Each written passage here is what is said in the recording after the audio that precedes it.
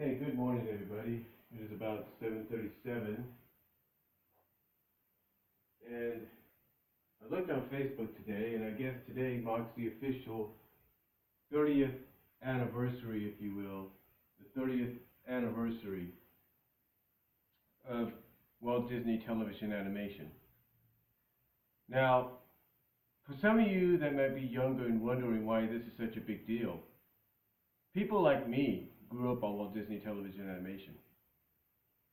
You know, all those shows you see right now on Disney Channel, some of those animated shows, not the Marvel ones, but some of the other ones like Phineas and Ferb, Gravity Falls, just to name a few.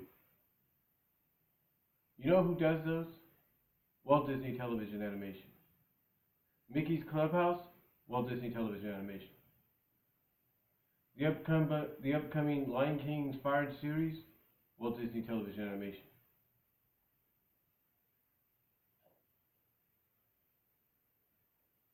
All these shows, past, present, and future, done by Walt Disney Television Animation.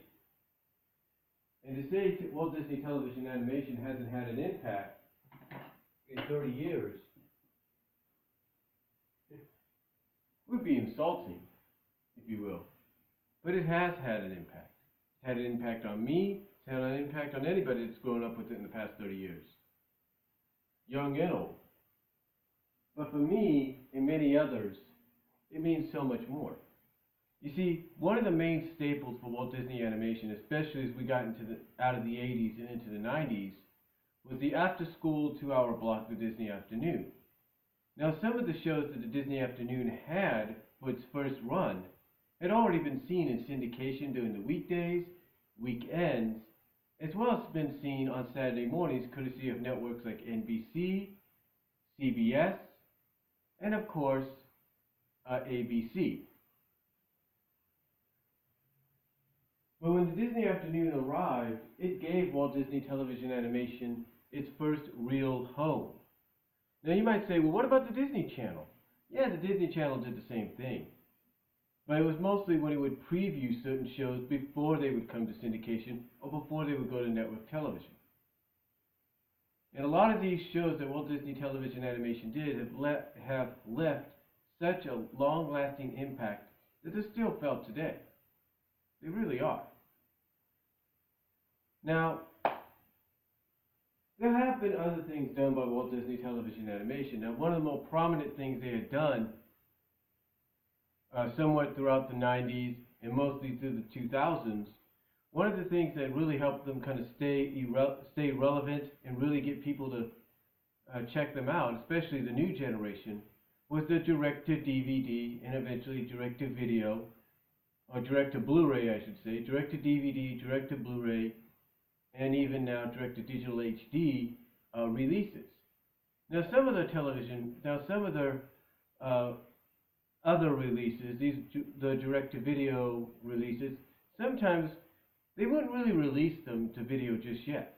No, sometimes they would take a chance and say, let's put it on the big screen and see what happens. And they've done that. You know, I think I look at both plane movies, Planes 1 and now Planes Fire and Rescue, and both of them were done by Walt Disney Television Animation. Well, at least was somewhat helped by television animation. But you take a look at some other things that they had done. You know, Return to Neverland, which was the Peter Pan sequel. Pretty much you would assume Peter Pan sequel would end up directly on video, right? Nope, they took a chance, put it in the theaters. Doug's first movie. You would think originally it was going to go to VHS. No, let's change our minds, put it in the theaters. Teacher's Pet, its movie, directly in theaters. Recess School's Out, basically Recess the movie, in theaters. A Goofy movie, which was basically Goof Troop the movie, in theaters. And even DuckTales the movie, Treasure of the Lost Land, in theaters. Now again, like I said, they did make a name for themselves when it came to direct-to-video feature films, even to this day. I mean, you have the Tinkerbell movies, which are done by Walt Disney Television Animation, among several others. But just because they made an impact there doesn't mean they didn't make an impact anywhere else.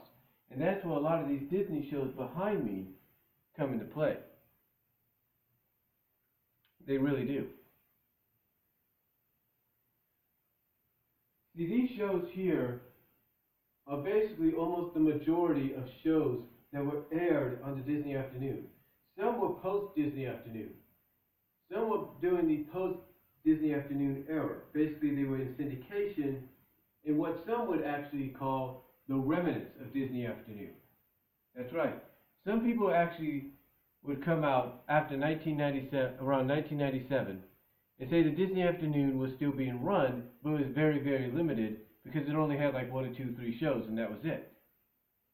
And those 1 or 2, 3 shows was Hercules and 101 Dalmatians, and I think Quackpacker Mighty Ducks was thrown in there as well, along with Gargoyles. But still, even if that's the case, Walt Disney Television Animation did everything they could to put themselves on the map. And they did that. They did that without a shadow of a doubt. They did that. They really did. And I can tell you this.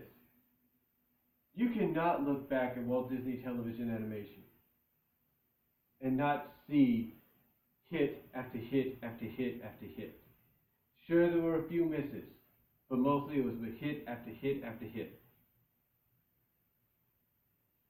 If you want to do a percentage of misses that they've had basically 10%, maybe 5% of misses, maybe 10% at most, 90% hit every time. And of course, it all depends on your point of view. Sometimes there were shows that people liked, sometimes there were shows that people hated. You know, I watched Nostalgia Critic when he did his Disney Afternoon review this year, and Doug Walker basically, whether it's really him or it's through his alter ego Nostalgia Critic, Doug Walker has basically said that he loved the Disney Afternoon. Who didn't? But of course, there were a few shows that he wasn't really particularly a fan of. Some of those shows I'll talk about. But let me first of all show you exactly what shows made such an impact on the Disney Afternoon and became the hits that Disney was looking for when it came to Disney Afternoon, and basically overall came to Walt Disney Animation. See, Walt Disney Animation was looking for hit after hit after hit. Now, sometimes the show, even though it was animated by them, would not necessarily be on Saturday morning. Would not necessarily be on the Disney Afternoon. No. Sometimes it would be on Saturday mornings, and only on Saturday mornings. Some I can name: The New Adventures of Winnie the Pooh, Little Mermaid, Raw Tunage, Marsupilami, just to name a few, Pepper Ann, Recess. Again, just to name a few. Lloyd in Space, Teacher's Pet. Those that did get movies, those shows, Saturday morning exclusives. And all because of Walt Disney Television Animation. House of Mouse, which was Mickey's first television show, along with Mickey's Mouse Works, actually, then House of Mouse, Walt Disney Animation, Television Animation, all because of that. But these shows here, these DVDs here, represent the shows that set that foundation, that set the foundation for the future of Walt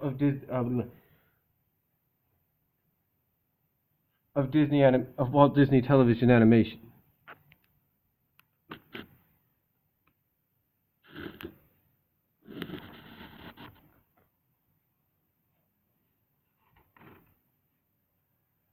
They set the future for Walt Disney Television Animation. They did. And there's no denying it.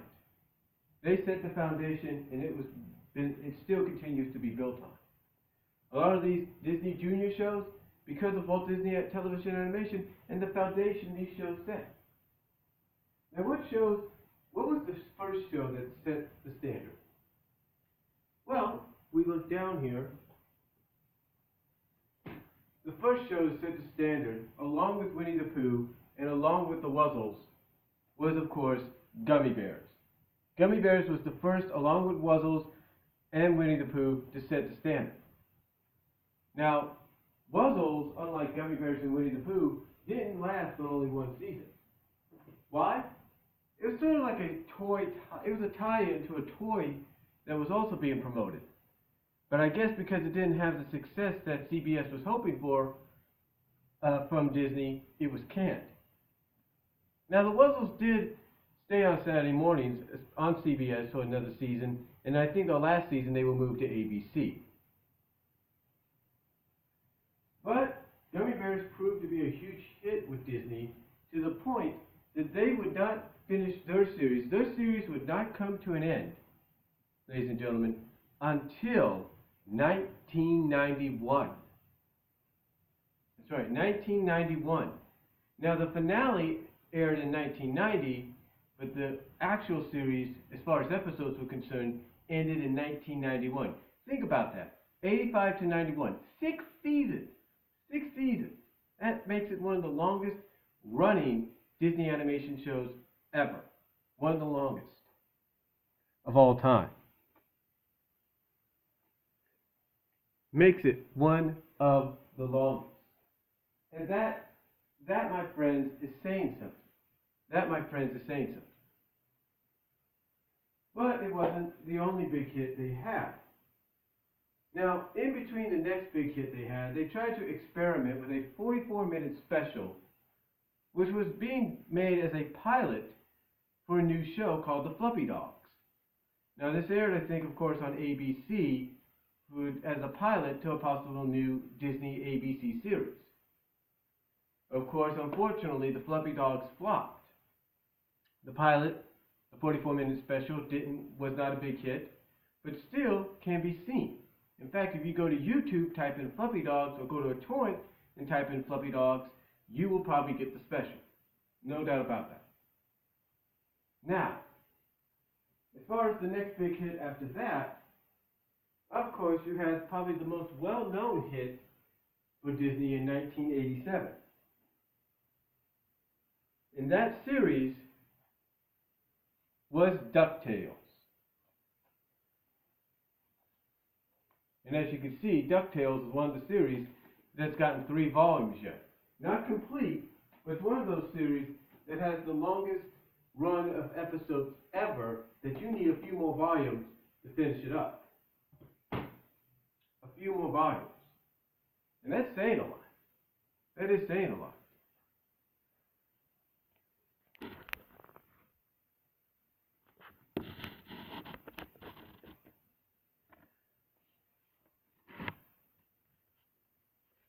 Like I said, that is saying a lot. A few more volumes they need to complete the series on DVD. Hopefully Disney will realize that they need to do that and get them out. But of course, DuckTales proved to be a huge hit for years and years and years, to the point that they spawned off DuckTales the movie, Treasure of the Lost Lamp. Now, Treasure of the Lost Lamp was, of course, Disney's first attempt to do a motion picture with Walt Disney Television Animation. And I think, in a sense, you can kind of tell that they were trying to go in a new direction as far as theatrical animated films go. Now, this, of course, was at a time when the Disney Renaissance in animation had, begun, the golden age, if you will, with hits like Little Mermaid, Rescuers Down Under, Beauty and the Beast, most definitely, Aladdin, Lion King. This was at a time when Walt Disney Animation overall was a huge hit, that nothing they could do or touch could go wrong. So the television animation department decided, let's take a stab at that, and let's do our own list of feature films. Let's do our own legacy of feature films.